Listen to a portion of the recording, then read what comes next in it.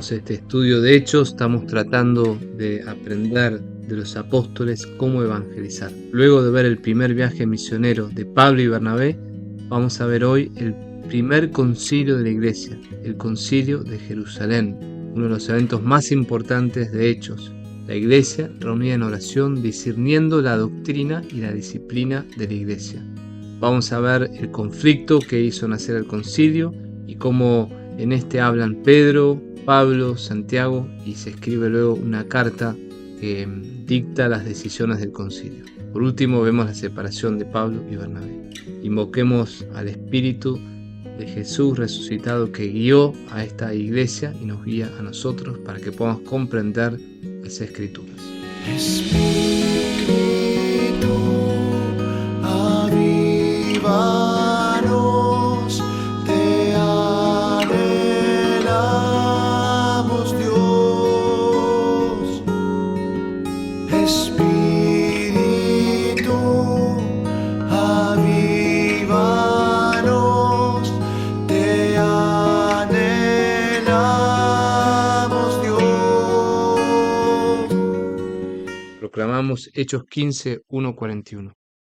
Algunas personas venidas de Judea enseñaban a los hermanos que si no se hacían circuncidar, según el rito establecido por Moisés, no podían salvarse. A raíz de esto se produjo una agitación. Pablo y Bernabé discutieron vivamente con ellos, y por fin se decidió que ambos, junto con algunos otros, subieran a Jerusalén para tratar a esta cuestión con los apóstoles y los presbíteros. Los que habían sido enviados por la iglesia partieron y atravesaron Fenicia y Samaria, contando detalladamente la conversión de los paganos. Esto causó una gran alegría a todos los hermanos. Cuando llegaron a Jerusalén, fueron bien recibidos por la iglesia, por los apóstoles y los presbíteros, y relataron todo lo que Dios había hecho con ellos. Pero se levantaron algunos miembros de la secta de los fariseos, que habían abrazado la fe, y dijeron que era necesario circuncidar a los paganos convertidos y obligarlos a observar la ley de Moisés. Los apóstoles y los presbíteros se reunieron para deliberar sobre este asunto.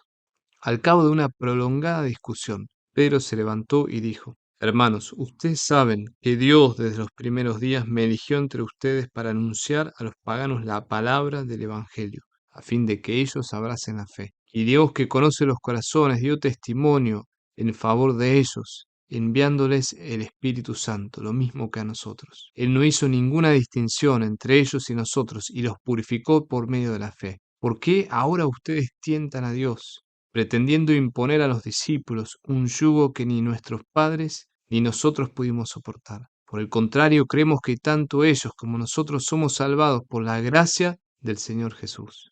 Después toda la asamblea hizo silencio para oír a Bernabé y a Pablo, que comenzaron a relatar los signos y prodigios que Dios había realizado entre los paganos por intermedio de ellos. Cuando dejaron de hablar, Santiago tomó la palabra, diciendo: Hermanos, les ruego que me escuchen. Simón les ha expuesto cómo Dios dispuso desde el principio elegir entre las naciones paganas un pueblo consagrado a su nombre. Con esto concuerdan las palabras de los profetas que dicen: Después de esto, yo volveré y levantaré la choza derruida de David, restauraré sus ruinas y la reconstruiré, para que el resto de los hombres busque al Señor, lo mismo que todas las naciones que llevan mi nombre. Y así dice el Señor, que da a conocer estas cosas desde la eternidad. Por eso considero que no se debe inquietar a los paganos que se convierten a Dios, sino que solamente se les debe escribir pidiéndoles que se abstengan de lo que está contaminado por los ídolos, de las uniones ilegales, de la carne de animales y muertos sin desangrar y de la sangre. Desde hace muchísimo tiempo, en efecto, Moisés tiene en cada ciudad sus predicadores que leen la ley en la sinagoga todos los sábados. Entonces los apóstoles, los presbíteros y la iglesia entera decidieron elegir a alguno de ellos y enviarlos a Antioquía con Pablo y Bernabé. Eligieron a Judas, llamado Barsabás, y a Silas, hombres eminentes entre los hermanos, y les encomendaron llevar la siguiente carta: Los apóstoles y los presbíteros saludamos fraternalmente a los hermanos de origen pagano, que están en Antioquía, en Siria y Cilicia. Habiéndonos enterado de que algunos de los nuestros, sin mandato de nuestra parte, han sembrado entre ustedes la inquietud y provocado el desconcierto, hemos decidido de común acuerdo elegir a unos delegados y enviárselos junto con nuestros queridos Bernabé y Pablo, los cuales han consagrado su vida al nombre de nuestro Señor Jesucristo. Por eso les enviamos a Judas y a Silas, quienes les transmitirán de viva voz este mismo mensaje.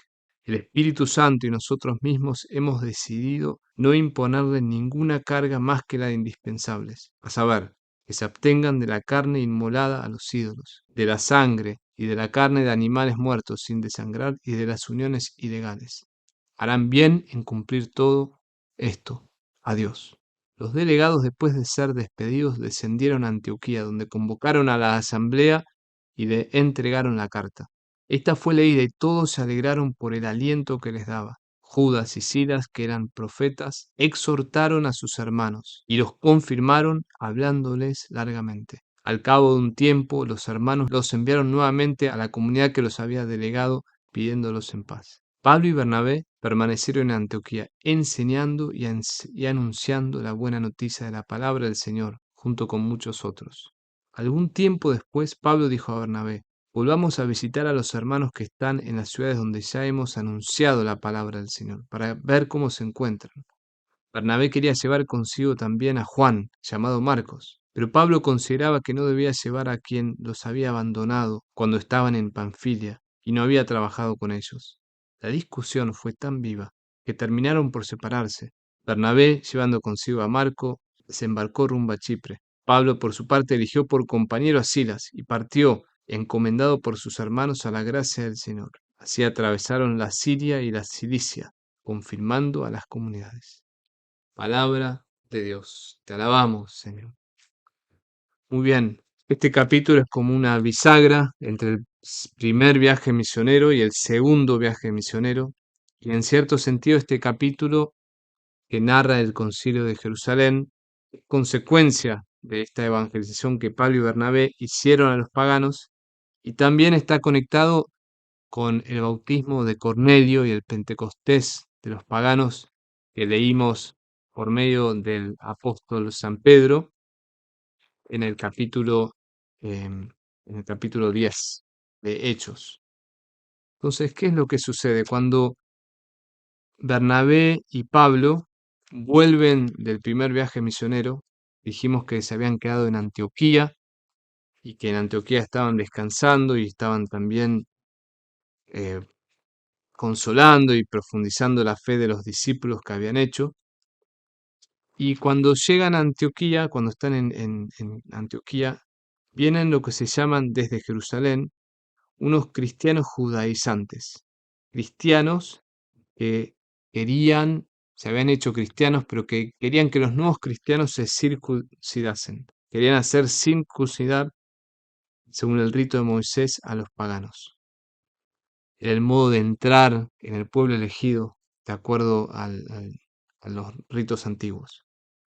Pero Pablo y Bernabé discuten con estos cristianos que venían de Jerusalén y dicen que no, que estos nuevos paganos no tienen que circuncidarse, que ellos han creído en Jesús y eso y el bautismo y la fe es lo que los hace miembros del pueblo de Dios. Bueno, como no resuelven el conflicto, deciden irse a Jerusalén para los discípulos y los apóstoles en Jerusalén decidan qué hacer. Como ven, la iglesia de Hechos de los Apóstoles es una iglesia jerárquica. Hay apóstoles, hay presbíteros, Jerusalén es como la iglesia madre. Es más, lo más parecido a la iglesia católica. A veces uno ve iglesias protestantes que tienen esta iglesia, este lugar acá, pero no hay como una jerarquía, una autoridad. Bueno, la iglesia bíblica, la iglesia primitiva, es una iglesia con jerarquía. Hay apóstoles, hay presbíteros, hay diáconos, hay obispos, y hay una referencia a la autoridad de la iglesia en Jerusalén. Muy bien, cuando Pablo y Bernabé llegan a Jerusalén, los reciben muy bien. Dice que, y ellos relatan lo que Dios había hecho con ellos. Pablo y Bernabé saben que son instrumentos, relatan lo que Dios había hecho con ellos. No se creen que son ellos los que están actuando, sino Dios actuando a través de ellos.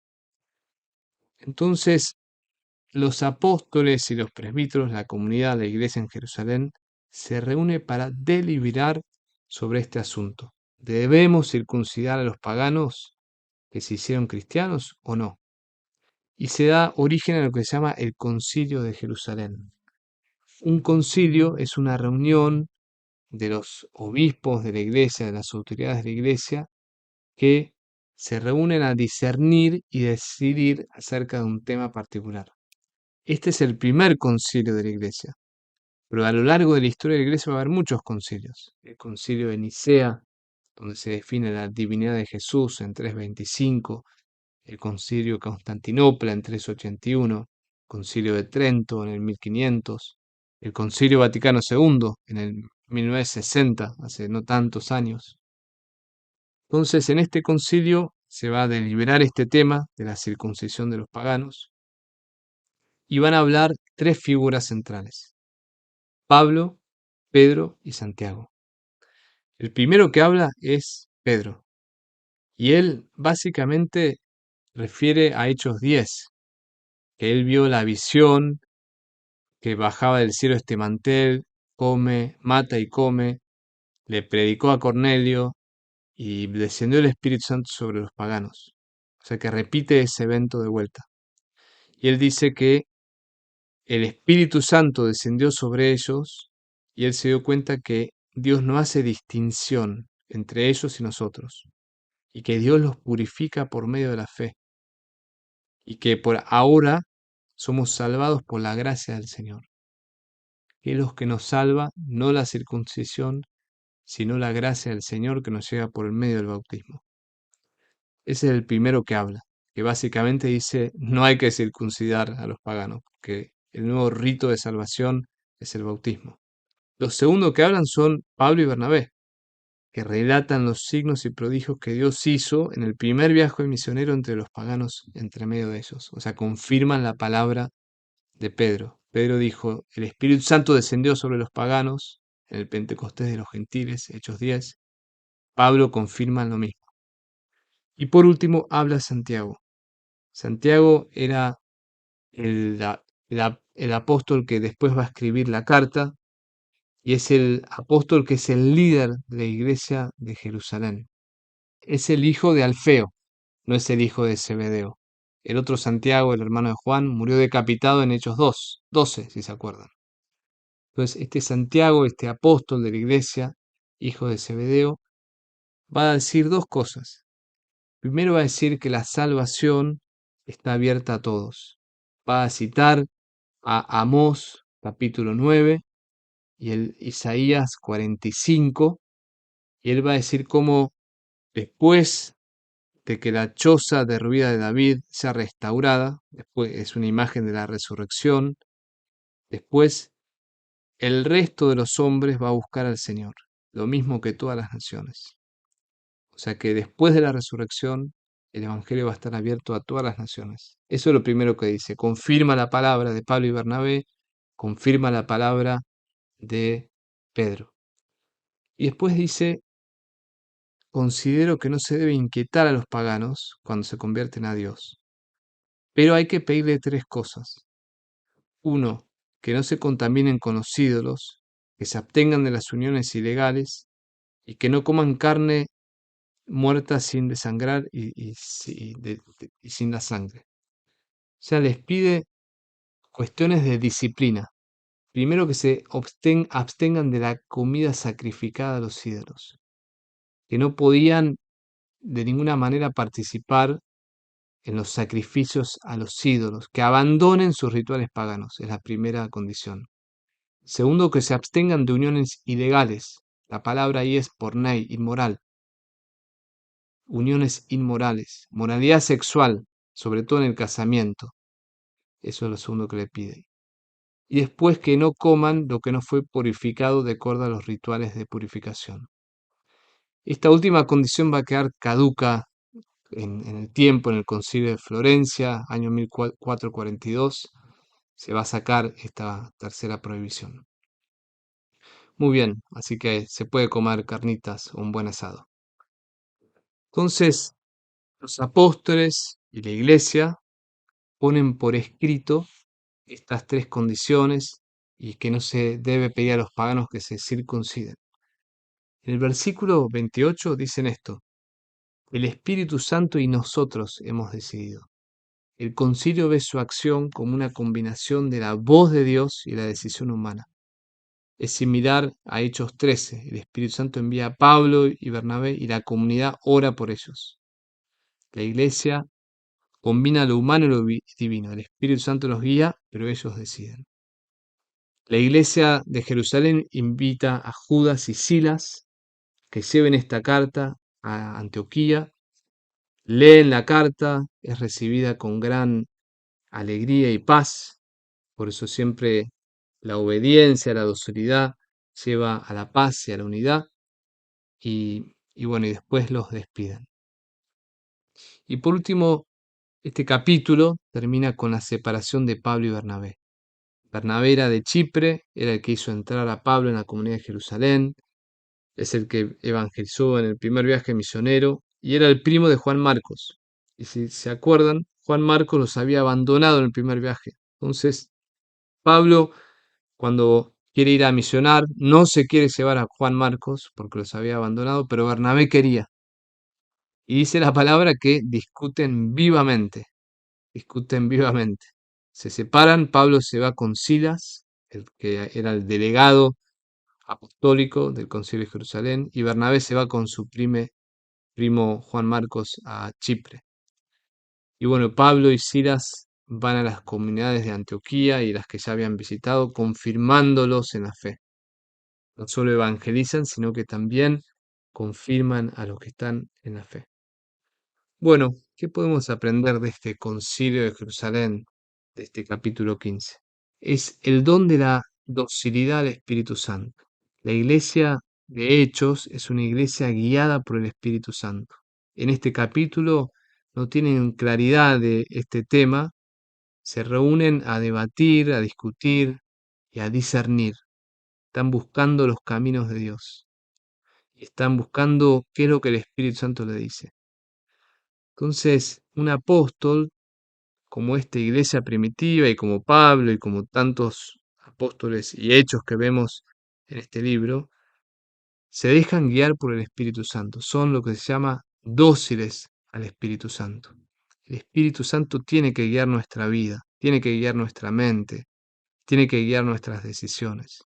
La iglesia de Hechos da mucho fruto porque es una iglesia guiada por el Espíritu Santo. Por eso pidamos como católicos esa docilidad al Espíritu Santo. Obedecer y seguir esas mociones del Espíritu Santo, que a veces están expresadas por las decisiones de la iglesia, por la autoridad de la iglesia también. Oremos. Gracias, Padre, por tu guía, por tu Espíritu que siempre guía a la iglesia. Gracias por este concilio de Jerusalén y por este ejemplo de discernimiento que estos apóstoles nos dan.